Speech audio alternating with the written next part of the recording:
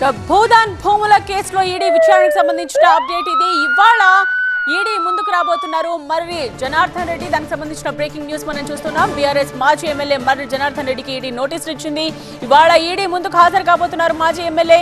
ఇప్పటికే ఈ కేసులో ఐఏఎస్ అమోయ్ కుమార్ ని విచారిస్తూ ఉన్నారు. వంశీరామ్ సుబ్బారెడ్డి, కె సిద్ధారెడ్డి, సూర్యతేజ కూడా ఈడీ సమన్లు ఇచ్చింది.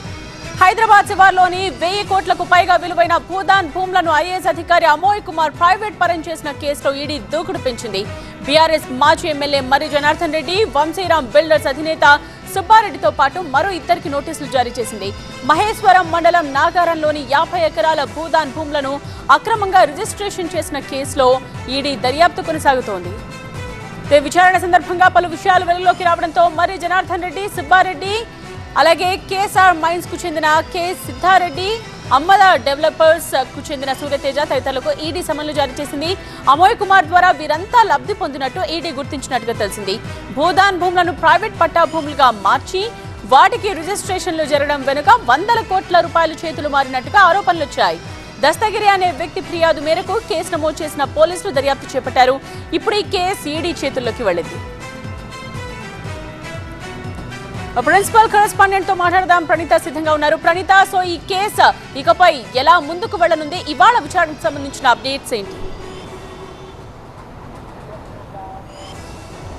అయితే ఈ మొత్తం భూముల స్కామ్కి సంబంధించి ఏదైతే అక్రమ లావాదేవీలు చోటు చేసుకున్నాయని మొదటి నుండి ఈడీ ఆరోపిస్తుందో దానికి సంబంధించి లబ్ధి పొందినటువంటి వ్యక్తులు వంశీరామ్ బిల్డర్స్కి చెందినటువంటి సుబ్బారెడ్డి కావచ్చు, బీఆర్ఎస్ మాజీ ఎమ్మెల్యే మర్రి జనార్దన్ రెడ్డితో పాటు 2 రియల్ ఎస్టేట్ కంపెనీలకు సంబంధించినటువంటి డైరెక్టర్లకు సైతం ఈడీ అధికారులు నోటీసులు ఇచ్చారు. సో వాళ్ళందరినీ ఈరోజు తమ ఎదుట విచారణకు అటెండ్ అయ్యి వివరణ ఇవ్వాల్సిందిగా ఈడీ కోరింది. సో ప్రస్తుతం ఈడీ ఆఫీస్లో ఉన్నాము.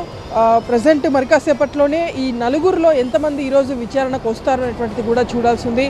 ఈడీ జాయింట్ డైరెక్టర్ నేతృత్వంలో ఈ విచారణ అంతా కూడా కొనసాగుతుంది. అయితే ఈ భూదాన్ భూముల కేసుకి సంబంధించి 2023లోనే గతంలో మహేశ్వరం పోలీసులు ఒక ఎఫ్ఐఆర్ నమోదు చేశారు. గత ప్రభుత్వ హయాంలోనే ఏదైతే అప్పటి ఎంఆర్ఓగా ఉన్నటువంటి జ్యోతి మీద సైతం అప్పుడు మహేశ్వరం పోలీసులు కేసు నమోదు చేశారు.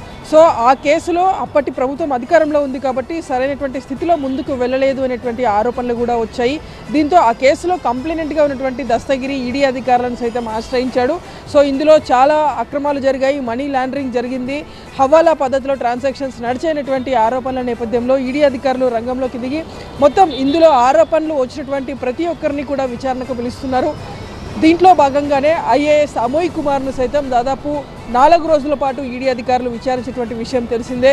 అయితే అమోయ్ కుమార్ ఇచ్చినటువంటి స్టేట్మెంట్ కావచ్చు, ఆ తర్వాత ఈడీ దగ్గర ఉన్నటువంటి ఎవిడెన్స్ కావచ్చు, ఈడీ అధికారులు మొత్తం రిపోర్ట్ను అంతా కూడా తెలంగాణ డీజీపీకి సబ్మిట్ చేశారు.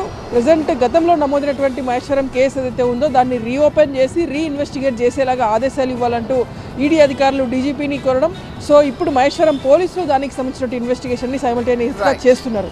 మరోవైపు ఈడీ అధికారులు అమోయ్ కుమార్ ఇచ్చినటువంటి స్టేట్మెంట్ ఆధారంగా ఫర్దర్ ఈరోజు 4గురిని పిలిచారు. ఇందులో బీఆర్ఎస్ మాజీ ఎమ్మెల్యే మర్రి జనార్దన్ రెడ్డి కూడా ఉన్నారు. ఈరోజు ఆయన విచారణకు అటెండ్ అవుతారా లేదా చూడాల్సింది. రైట్ ప్రణీత.